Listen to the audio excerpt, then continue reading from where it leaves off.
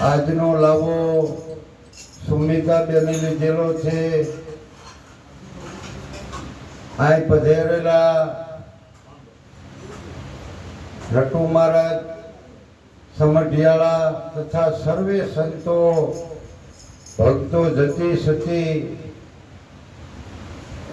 જેને ગુરુ પ્રત્યે પ્રેમ છે એ આ પૂનમની રાત્રિએ લાભ લઈ રહ્યા છે. પૂનમ તો બધી પૂનમ જ ગણાય છે. ચૈત્રી પૂનમ હોય તો હનુમાન જયંતિ હોય, ફાગણ સુદ પૂનમ હોય તો હોળી હોય, કાંઈક ના કાંઈક પૂનમના. પણ આજની જે પૂનમ છે આપણે ગુરુ પૂર્ણિમા પણ ઉજવીએ છીએ, પણ આજની પૂનમ પણ ખાસ વિશેષ છે. વિશેષ એટલા માટે કહું છું કે આજ આ બુદ્ધ પૂર્ણિમા કહેવાય.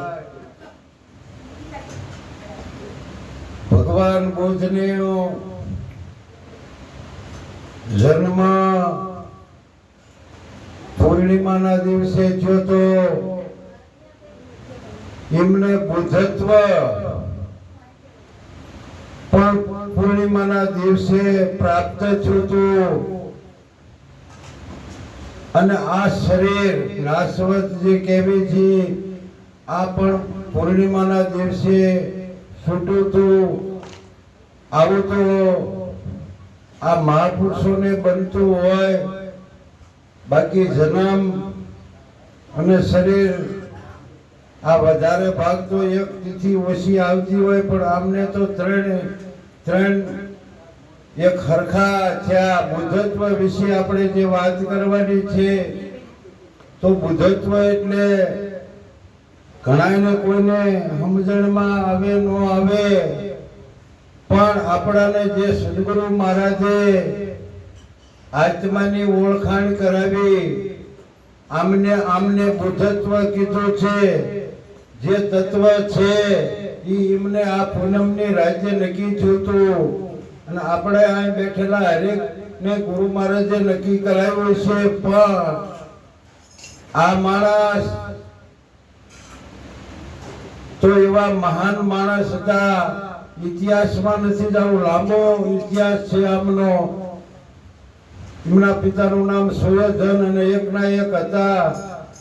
અને એ નાની ઉંમરે એ રાજ વૈભવ છોડી અને બધા જગત આખામાં ભગવાન ભગવાન કરતા હતા.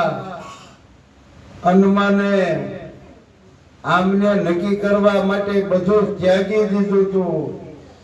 આપણે તો ત્રણેય તાલ હોય તો આવી છે ને ક્યારેક નહીં પોકાય. જય ગુરુ મહારાજ. પણ તમે જુઓ આ જેને આવડો ત્યાગ કર્યો અને જ્યારે આ બુદ્ધત્વ એમને પ્રાપ્ત થયા પછી પણ આ જગતમાં વિચરણ કરી અને આ જગતના જીવનું કલ્યાણ કર્યું. પર માટે કરે એને પરમારથ કહેવાય. અને એના જગતમાં આ નામ ઝળકી રહ્યા છે. હવારથ માટે તો આપણે હવ કરતા હોઈએ છીએ, પણ પરમારથ માટે જેને કર્યું, પર ઉપકારના જેને કામ કર્યા એના આ જગતમાં નામ ઝળકી રહ્યા છે. આવી આ પૂર્ણિમાનો મહિમા આજ આપણે અહીંયા ઉજવી રહ્યા છીએ. હું તો કાયમ અમારી ભાષા થોડી આમ કદાચ તોસડી કેવું લાગતું છે, પણ હમણાં આપણે નિરાજ બાપુની વાત હતી કે અજાત નામ નિરખાયું અજાત, કે જેને કોઈ જાત ન લાગે. ભગવાન કૃષ્ણ અને ગીતામાં અદ્વૈત જ્ઞાન કહે છે. શબ્દ ફેર છે, બાકી વાત એક છે. અને આવું આપણાને આ સંતોએ ખરેખર નકે ભગવાનમાં તો તમે જુઓ આખું જગત કોઈ ઊંધા માથે જાય છે, કોઈ હુતા હુતા જાય છે ગોતવા, અને વચમાં કેટલાયને કાળ ભટકાઈ જાય છે. આપણે જ્યારે જોઈએ ને ત્યારે આપણને એવા દાખલા અકસ્માતો આપણું હૃદય દ્રવી જાય કે જુઓ તો ખરા અને ક્યાં ફેર જાય છે? હાઈને એવો સંગ નથી મળ્યો, જેને અનુભવી એવા કોઈ મળ્યા નથી.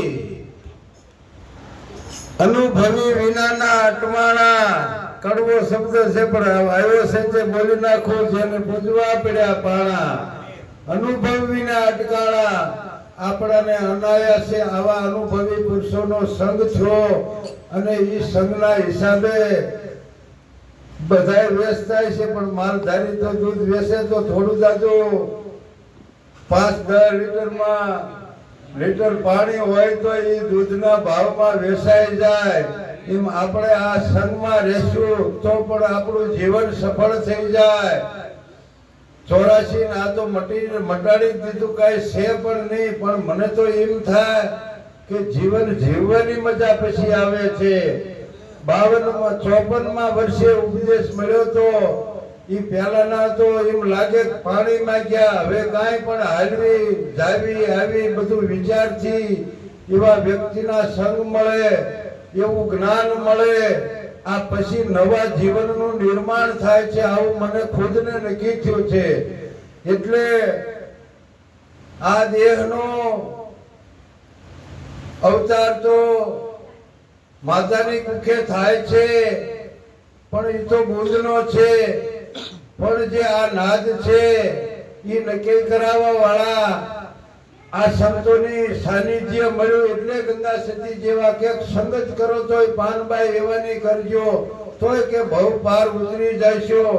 ખરેખર આ જીવનનો લાવો આવો મનુષ્ય રૂપ જેવો રૂડો દેહ મળ્યો. અને આ જગતમાં આપણે આવ્યા છીએ એમ તો કહેવાય નહીં, કારણ કે આ આપણાને જે સદગુરુ મહારાજે જ્ઞાન કરાવ્યું એ આવતો નથી, જાતો નથી, જલમતો નથી, મળતો નથી. આવું ઉઘાડી આખી નક્કી કરાયું અને આપણને થાય છે. પણ એ ક્ષણિક હોય છે, બાકી કામમાં એટલા વ્યવસ્થિત થઈ જાય છે આપણે કે હજી આ બધું વાત કરવી પણ મુકાતું નથી. ન કે આ જ જ્ઞાન જેને જેને મળ્યું એના તમે જો જગતમાં નામ થઈ ગયા છે. પણ હું તો એમ કહું, ભલે ધીમે ધીમે પણ દ્રઢતા પૂર્વક બહુ પવન હોય ને હામાં પવને હાલવું હોય તો થોડોક આમ ધક્કો લાગે, કદાચ પાછા પાડી દે એટલું, પણ પાછા વળવા નહીં. આ સદગુરુના શબ્દો છે એવા, દૂધમાં હાકર જેવા, પ્રભાત કે મીઠા મેવા. આવી એક નાની એવી વાણી છે. ઘડીક બોલું, ધીમે ધીમે વગાડજો, વગાડો વાળા.